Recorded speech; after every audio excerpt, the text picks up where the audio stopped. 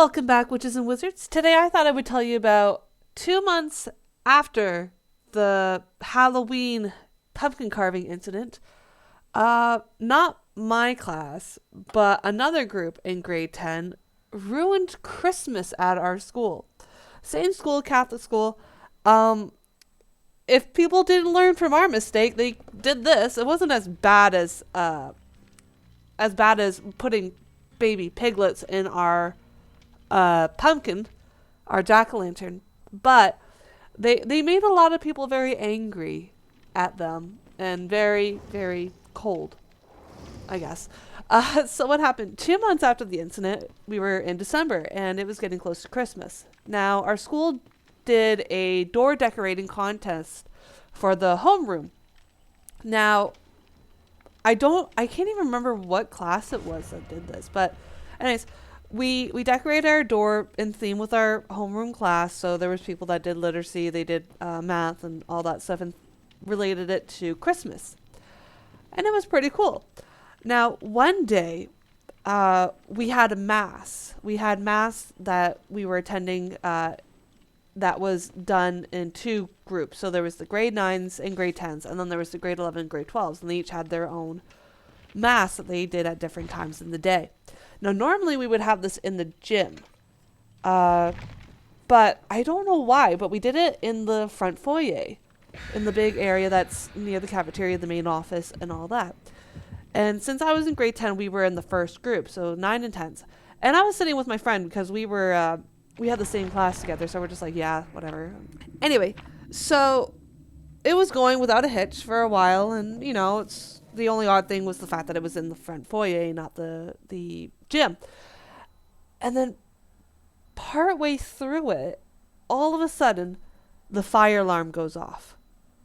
And immediately we know that this was not scheduled, because normally the teachers aren't supposed to say it to the students, but they do. They do say, yeah, we're going to have a fire drill today, so we're not going to take anything serious until the fire drill happens, because they know roughly when it's supposed to happen. So it was really strange that, the teachers didn't know. And it was during Mass. You wouldn't have a fire alarm during Mass. You would just have it later on in the day or another day. So it was kind of like, okay, this is very strange. This is not a drill. This is, the alarm is going off. So something's happening. Now, we weren't sure if this was an actual fire or not, because we had a reoccurring problem in the wood shop room where they had a breaker box that would trip and it would set off the fire alarm, because we've had it happen a few times before. One time it happened and it was literally 5 minutes before the final bell. So we all had to evacuate the building, and I took a bus, and I'm like, the bus is right there. Can I just go to the bus? And the teacher's like, no, you can't. And I'm like, I don't care about my stuff in the school. It can burn if it's a real fire. I don't care. I just want to get on the bus to get ready to go home. The day is done. Let's go. But we couldn't. Anyways, so it was a reoccurring problem that the breaker box in the wood shop classroom would go off and set off the fire alarm. So we're like, is that the thing that's happening here, or is it something else? So we were really confused, and I felt so bad for so many of the people in my group, and for many of the girls actually, because, and especially my friend, because my friend who was next to me, our school had a uniform policy where you had to wear a uniform. And one of the uniforms for the girls to wear was a kilt. Now, I didn't get the kilt. I hate skirts. I hate dresses. I don't like wearing them. I just don't. So I always had my uniform pants on. But my friend, she bought them in grade 9, never wore them during grade 9, did not wear them through grade 10 until the very first time she wore them on this particular day. And so I felt bad for her and all the other girls that were wearing kilts, because, again, this is in the middle of winter. This is December, and we're in Canada. And it so happened to be very cold, very windy, and very snowy outside. And as we all know, for fire drills, we have to evacuate the building. And I was, I was happy I was wearing pants. But my friend who was wearing a kilt told me later on that that was horrible. It was not fun. And I can see it not being fun. So we evacuate the building, and my friend's like, can I just go to my locker? My locker's right there. Literally just a couple steps was her locker. And she's like, I can go and get my jacket. I can wrap it around my legs or something. And the teacher's like, no, get out of the building. It's a fire alarm. We don't know what's causing it. And so she had to go out in her kilt along with several other girls throughout the school. And we go outside and we have to wait. We have a it's not really a designated area, but we all wait on the boulevard on the same side of the street of our school. So there's like the school, there's the sidewalk, there's the boulevard, there's the road, and then there's on the other side of the road other stuff. So we're waiting on the boulevard, and we're waiting and we're waiting and we're waiting. An hour goes by when finally, I think it was like half an hour, when the fire trucks and the fire department shows up. And so they have to sweep the entire school because it wasn't a drill.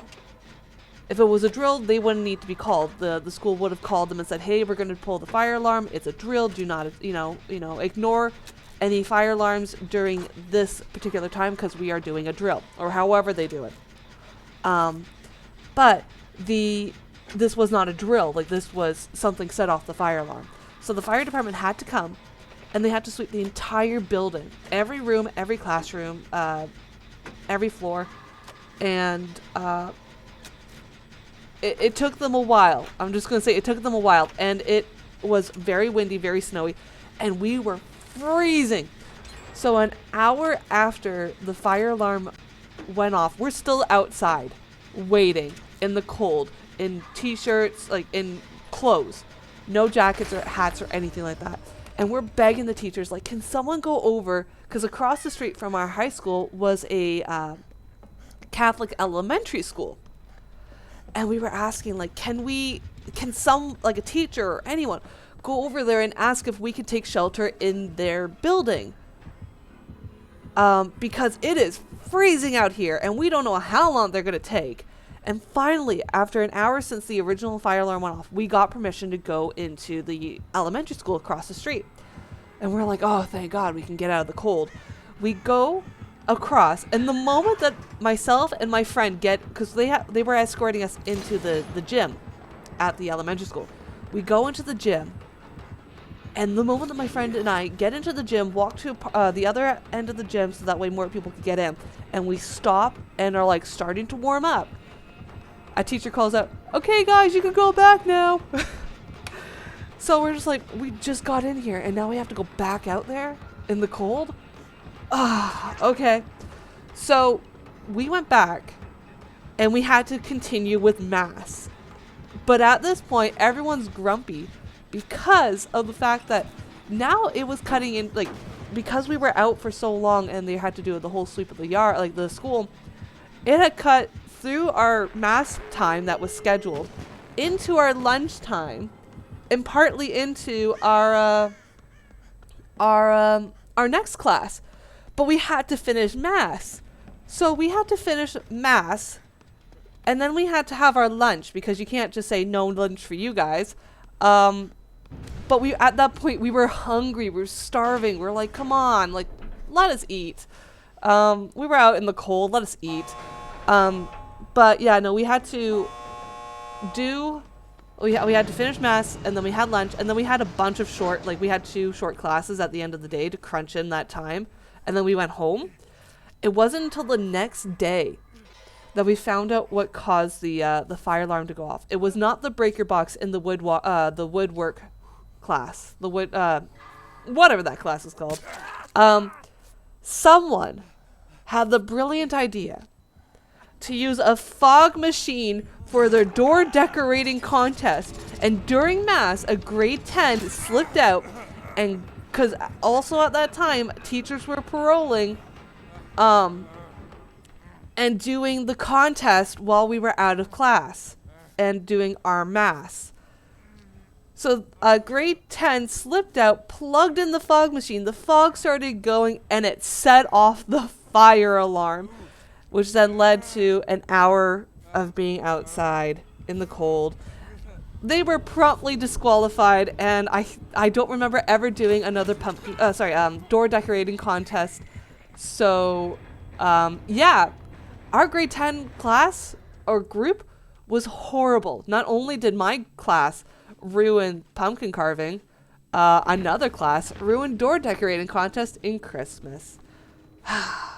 Fun times, fun times. My friend still is pissed about wearing, the first day she wears a kilt, she has to go outside for an hour in the snow with nothing to protect herself from the elements because of a fire drill caused by a fog machine. It was so dumb. Well, I hope you enjoyed this video. Please like, comment, subscribe, and ring that bell for future notifications. I hope you enjoyed this story. I will have more stories for next Saturday. I hope you have a great day, and I will see you guys next time. Bye!